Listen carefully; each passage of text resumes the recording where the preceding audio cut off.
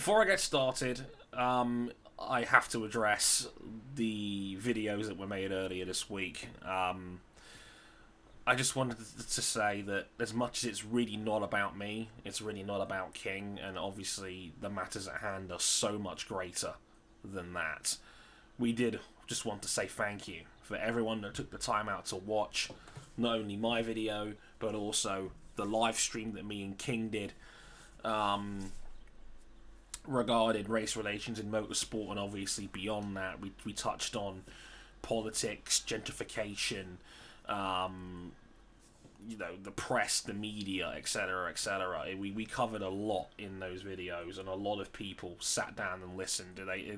We got picked up on social media by a lot of people. A massive thanks to Chainbear for retweeting us. A massive thanks to Jack Nichols for getting the word out. I really, really do appreciate it. And thank you for spreading the word, and I hope it makes a difference. I hope it makes an impact. But please do not forget that the job is not done, okay? This is not a fad. This is not a trend. This is not a gimmick. This is not going to go away anytime soon. It's easy to hop on this wagon now, to say Black Lives Matter, to post a black square on Instagram, to share stories on social media. It goes much further than that. It goes to checking your livelihoods, checking your friends, checking your family, checking your work colleagues. It's a lifestyle change. It's something that we have to be consistent with going forward. It's easy to do this now. It will not be in a month's time, in 3 months' time, in 6 months' time, in a year's time, in 2 years' time. I don't want to have to keep making videos like this once a year. Change starts from us within on a ground level. So please don't ease up on this. The original officer that was charged with George Floyd's murder, it's been upgraded to second degree. The officers involved in the scene have also been charged and detained. The FBI is reopening a case against Breonna Taylor on today, which would have been her 27th birthday. Let's not forget Breonna, who had the police enter the wrong house and she was shot 8 times. Like I said, it would have been her 27th birthday today, the same age as the person you're watching right now. And as much as an investigation's been reopened, her murderers still walk free and still get to wear a badge. Do not let up. Do not ease up. Keep the pressure on. It's actually making a little bit of difference. We're a long way to go, and we need bigger conversations about funding the police, about dismantling what they stand for and what they do. This is not going to go away. This is not a minor story. But please, keep going. Keep having those conversations. It means more than you know. And thank you.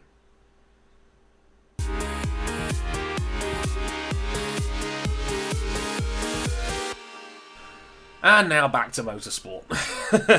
I shouldn't, I didn't think I'd be making another video again so quickly, but here we are. Fortunately, big motorsport story comes through, and I've got to talk about it. I do want to be consistent in making these videos again, and this is a big one. We are talking about a lot in the MotoGP City season that has gone down in the last few days. Let's get the straightforward ones out of the way. The big one. The biggest one, so we thought earlier this week, was Jack Miller. It was confirmed this time last week that Jack Miller will be upgraded, essentially. He'll be leaving the Pramac Ducati team at the end of the season and moving up to the factory team, seemingly alongside Dovi, but more on that later. But Miller has gone up to the factory team. This one was kind of obvious. This one was kind of on the cards. A lot of people were rumbling about it as early as late last year. It's not really a surprise that Jack Miller's gone over there. He's a very solid rider. Had 5 podium finishes last season. Had probably his best year in the top flight to date. He's a bit of a slow burner and he's not a fast learner, but if you support him and give him time, the performances of his do absolutely come through, and he was fantastic last year, and I don't see any reason why he won't challenge for wins in the factory team with all the resources and support that they have up there. This does also leave a question of who's going to go to Pramac to replace him. It's not confirmed yet, but it's looking very much like Moto2 KTM rider Jorge Martin is coming to join Pramac alongside Francisco Bagnaia. Martin is a monster.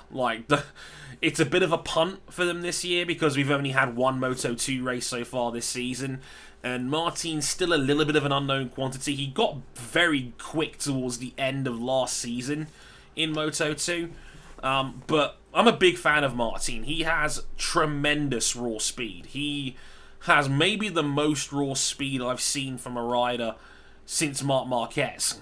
He is super fast. I remember in Moto3, he had the raw pace to be able to break away from leading groups, which is incredibly hard to do in Moto3 with low power motorcycles and the fact that the slipstream is worth 0.6 of a second around some of the bigger racetracks they race these 250cc bikes around. He's incredibly talented. Not very many riders could do that, and it also, I think, is starting to sum up the culture of hiring riders, where now because Martins reminds me a lot of Johan Mir, where people were gushing about Mir halfway through his Moto3 championship season. It was destiny that he was going to end up in the top flight very, very quickly. Mir was signed up for Suzuki in MotoGP, I think at Mugello last year. He was confirmed to join their team. So it's almost like his Moto2 performances did not matter. People were going to hire Mir. As soon as they found out Mir was decent, in the top 5 or 6, they were like, okay, that's good enough for us. We're bringing him in. And I think a lot of that is very similar to Martin, who's only had one season and one race in the top flight, in the intermediate class, in Moto2, and he's already going to a very good independent team. So I think Ducati's new game plan is to build this team around younger youth talents and, harness the power of youth going forward, which is why Danilo Petrucci is going to be leaving that team at the end of the season, by the sounds of it. Danilo confirmed earlier this week that he's going to be the one that will be sacrificed at the Factory Ducati team, not Dovizioso. So Danilo has said he wants to stay in the top flight if possible. There's rumours that Aprilia might go after him, but Aprilia is also kind of in a bit of a logjam right now because they want to keep Alex Espargaro, but they also want to keep Andrea Iannone if they can. They're supporting Iannone in the middle of his drug case right now. In case you've forgotten, he's currently serving an 18-month suspension when we do get racing again for drug offences.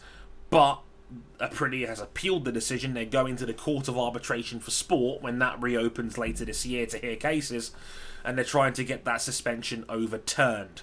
Whether they do or not remains to be seen, but Bradley Smith is riding in that seat in the meantime because he's their test rider.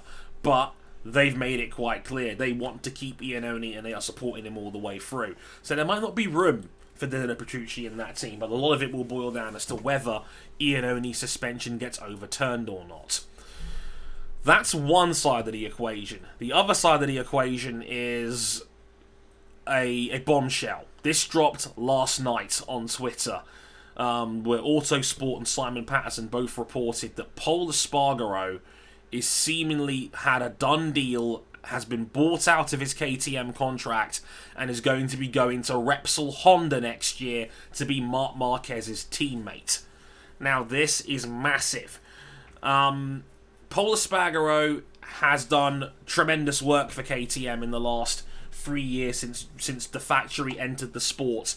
He's been brilliant for them. He's led the team going forward. He's been their best rider. He's been incredibly loyal. He's developed the team and package. He's done excellent work. Pardon me. And it's for sheer riding talent, it's a no-brainer because Pol Espargaro, we've nicknamed him on Motorsport 101 as the best bad bike rider in the world. and that's probably, and that's not an insult. He's excellent at getting the best out of bikes that are fundamentally flawed. He's got a very physical riding style, and he's had to wrestle that KTM into a few performances. But all the landmark days that KTM has had in the top flight so far has come from Pol Espargaro. He had the podium at the end of the 2018 season when it pissed down at Valencia. He had a front row start at Misano last season. All the good results in KTM's history as a factory team in the top flight has come from Pol. But obviously there's a lot of dominoes that have to fall in order for this to happen. The big one being Alex Marquez. Now, this was a cold, ruthless move from Alberto Puig, and let's be honest, it wouldn't be the first time he's done something like that. You know, we saw it before with Dani Pedrosa, that Puig discovered Pedrosa's talent and then dumped him halfway through 2018 to get Jorge Lorenzo in on a discounted price, you know, and that did not work out. Pedrosa was terrible last year, and that's not entirely... So Lorenzo was terrible last year, I should say, sorry. And that wasn't Lorenzo's fault entirely, but it's a move that clearly did not work. Pedrosa absolutely would have been the better option on that bike in hindsight. But Puig wanted the dream team. He wanted Marquez and Lorenzo as teammates, and it didn't work. I mean, the only reason Honda won the Triple Crown last year was because of Marquez's ridiculous 420-point season. And it was very little to do with Lorenzo, who struggled all year long, even after the injury he had to his back. Now, don't get me wrong, Lorenzo put them in a very bad position, because Lorenzo clearly weaseled his way out of his contract by declaring a retirement, and then immediately going back to Yamaha, you know, as a test rider. He put Repsol in a pickle. They needed a rider to fill in the blank, and Alex Marquez made sense. They bought him out of his Mark VDS contract they were going to have him for in Moto2 for next season, and they brought him in. But they only ever gave Alex Marquez a one-year deal. So I always said, this is risky, because it gives Honda all the leverage. I didn't think they'd actually do it, though, because as much as you want to be cynical in some cases and say, oh, this is just nepotism, they've hired his brother to keep Mark sweet, you just dumped him without even having turned the wheel in anger all season. We've not had an official MotoGP practice, qualifying, or race session, and you've already essentially told Alex Marquez, you won't be here next year, you're a placeholder. And that's shit. I know they've tried to compensate that by saying, we'll see if we can get you to LCR next year, according to what Autosport's been saying. But Lucio Cecchinello, the team boss of LCR, has turned around and said, we want to keep both our riders. They don't want to get rid of Crutchlow, who's been a vital part of the LCR team, a key tester and developer of the Honda over the years, because they can't get data from bigger riders like Cal. He's valuable to the Honda setup. And Takaki Nakagami, who is pretty much the only reason LCR has two bikes, because Idemitsu is a massive sponsor for that second bike, and they want a Japanese rider near the front of the field. So there's going to be a big conflict here, and Puig is going to basically blow the entire Honda setup up to try and get Pol Espargaro in. And don't get me wrong, Pol Espargaro is a brilliant rider. He's an excellent upgrade. He's a brilliant rear gunner for Marquez. And they need it, because if they're going to want to keep the Triple Crown and have the best team in the sport, you could see everybody else has lined their ducks up in a row. Suzuki's only going to get better with Rins and Mir on their team. Yamaha's got Vinales and Quartararo next year, two very talented riders. Ducati have got Miller, and they might still keep Dovi. So the threats around them are still going to be massive. They can't get away with their second rider only being a 40 or 50 point scorer. They need a second guy up the front. So that's going to be big for them going forward. So it makes sense. It just comes at a cost. And do you really want to piss off Marc Marquez? You've just tied him down to a 4-year mega extension, and within months of having that contract signed, you're dumping his brother. Marquez is not going to take that well, and do you think Marquez is going to do 4 years in that team now, knowing that Alberto Puig dumped his brother out of nowhere and basically gave him the trapdoor treatment? it's a shitty move, no matter which way you slice it. You've not even given Marquez a chance to prove himself, and that is brutal. So, you know, I get why they brought in Pol Espargaro, because he is an upgrade to the team, and he's a very, very good rider, and there's no doubt his riding style suits the RC213, but I'm not sure the cost to the setup that they have at Repsol Honda and Honda in general is worth it for that. But we'll have to wait and see how that goes. And how the LCR conflict in their team goes as the weeks and months go forward. Because Crutchlow was thinking about retiring, but I don't think he wants to now, knowing that this season is going to be shortened. He might sign another deal. So, and LCR wants to keep both their guys, so this is going to be very, very interesting. We've also got to look at it from a KTM standpoint, because KTM, all of a sudden, has gone to shit in the last month or so. Jorge Martin was the third really talented younger rider they had in their ranks in Moto2 this year. He's looking like he's going to go to Pramac and join Ducati. They've had Binder jump the queue for Oliveira to get into the factory team this year, which pissed off Oliveira. The obvious move for KTM would be to bump Oliveira back up from Tech 3 into the factory team and have your Moto2 team you had from a couple of years ago, where it was Oliveira and Binder then, and they just do it again now, brother, basically. But I don't think Oliveira and Binder is a good enough team to challenge the vast deck stacking that the factories around them are bringing in right now. And don't get me wrong, I love that team. Binder is a tremendous rider, Moto3 World Champion, Moto2 Championship runner-up. He was this close to winning last year's Moto2 Championship against Alex Marquez. And not to mention, on the other side of the coin, Oliveira was a Moto3 and Moto2 Championship runner-up, just missing out to Danny Kent and Francisco Bagnaia, respectively. So they're two incredibly talented riders. Oliveira in particular, I think, is the most underrated rider in all three classes. No one talks about Oliveira, but he was excellent at Tech 3 last year in a bike that had no business being as good as it was. But if you're KTM, knowing what's happened in the last couple of years, surely you've got to get the checkbook out and throw a blank check at Dovizioso and see if you can convince him to jump over. Because otherwise, you've not got an awful lot in your banner anymore. Like, if you look at KTM since joining the sport as a factory, it's really not gone to plan. Big budget, largely not really gone anywhere. Johann Zarco was a PR disaster. Whereas you brought in Zarco, and don't get me wrong, not totally KTM's fault. Zarco already had a reputation of being a diva, and he quit the team halfway through the season. It's a bad look for everybody involved. That was a disaster. So that was the big name you pulled in, Johann Zarco, who turned down Repsol Honda to join KTM. So, you know, you brought in Zarco, didn't work out. You threw money at a Treadis frame chassis, did not work out. Your bike's not particularly fast. It's developed very slowly, and they're still roughly bottom end of the top 10 at best most weekends. Their Moto2 project has been canned. They're not going to be a chassis supplier going forward in Moto2. And the best rider they've ever had in their factory department, Pol Espargaro, is surely now gone.